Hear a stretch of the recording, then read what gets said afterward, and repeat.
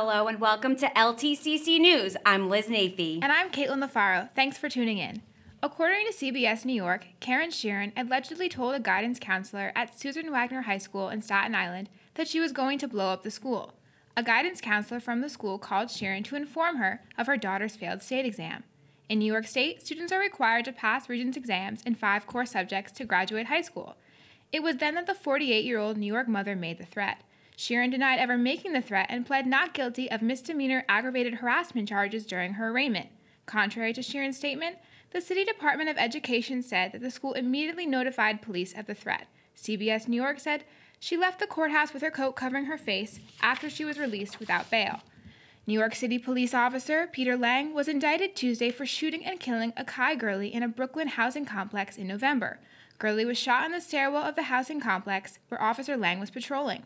Just 12 hours after the shooting, Police Commissioner William Bratton declared Gurley as innocent. A grand jury decided last week that his death was a crime and charged Officer Lang on second-degree manslaughter and criminally negligent homicide.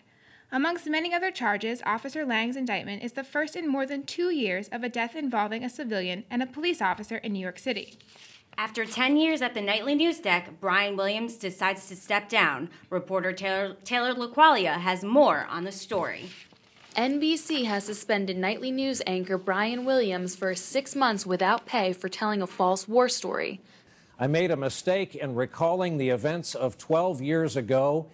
The decision comes less than a week after Williams apologized on air, saying that he was in a helicopter hit by a grenade in 2003. 2 of our 4 helicopters were hit by ground fire, including the one I was in. NBC Chief Executive Steve Burke says William jeopardized the trust he has built with viewers during his decade as the network's lead anchor. For LTCC News, I'm Taylor LaQualia. We're going to take a quick break, but when we get back, we have the latest on who else is stepping down from their news deck. Stay tuned.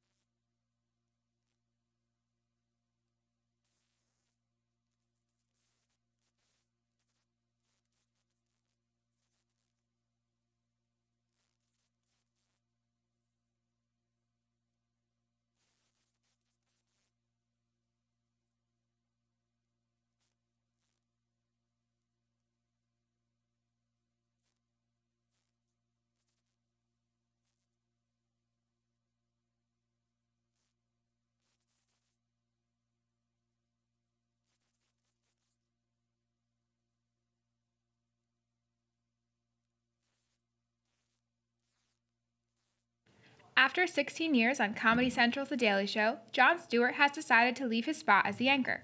Stewart announced his resignation during the taping of Tuesday night's show. Jon Stewart's announcement did not come as a surprise to Comedy Central executives. They had been planning for his departure for a while and have already begun to think of replacements for Stewart. Nonetheless, the producers at Comedy Central say that it is a big loss for the station. The silence was finally broken when the Yankees met with Alex Rodriguez on Tuesday night.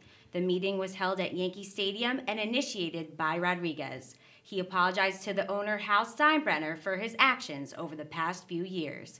There seems to be some negotiating on playing time for A-Rod, considering his behavior and being out of the MLB for nearly 2 years.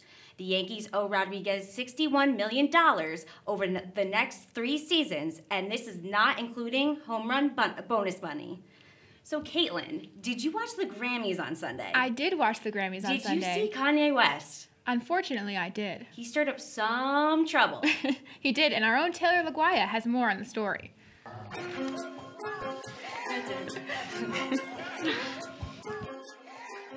Just when fans and music industry heads were about to shake off Kanye West's 2009 Video Music Award mishap with Taylor Swift, he pulls the same stunt yet again. If you recall, West stormed the stage at the MTV Awards, robbing Swift of her acceptance, stealing Beyoncé's win. 6 years later, at Sunday's 57th Annual Grammy Awards, Beyoncé, a longtime friend of West, was nominated for Album of the Year and lost to rock musician Beck. During the moment of Beck's acceptance, West ran up on stage as if he was going to take the trophy. Instead, he quickly turned around and jumped off stage. Many believe this to be a joke, poking fun at his controversial antic from years past, even receiving laughs from Jay-Z and Beyoncé herself. That all changed when West arrived at the E! Network after show, where he went on a highly opinionated rant about how Beyoncé should have taken home the award. Beck needs to respect artistry, and he should have given his award to Beyoncé. Beck, however, was not fazed by the incident and later told reporters he not only agreed with West, he even praised him, calling him genius. There will be no more lonely hours for Sam Smith after his big wins this past Sunday at the 57th Annual Grammy Awards. Smith was up for five of these prestigious awards and stole 4 of the categories. These categories include Best New Artist, Best Pop Vocal Album, Record of the Year, and Song of the Year. Smith accepted each award, thanking his label and giving a bit of inspiration to his fans. In one acceptance speech, Smith said he needed to find himself in order to have his music flow, and that once he did that, people started to listen. Now this is an interesting story. The state police arrested a man after he stole 3 vacuums from Target. The 23-year-old Stanville man allegedly stole 3 Dyson vacuums over 2 incidents, and each vacuum is valued over $1,000. The Poughkeepsie Journal reports that he had removed the security devices before leaving the store. After his second theft, Williams was not so lucky. That same day, he was located near Sam's Club and taken down after a short pursuit. From there, Williamson was sent to the Ulster County Jail. He had been ordered to appear in the town of Ulster Court at a later date. And that's all we have today on LTCC News. I'm Elizabeth Nafee. I'm Caitlin LaFaro. Have a great afternoon.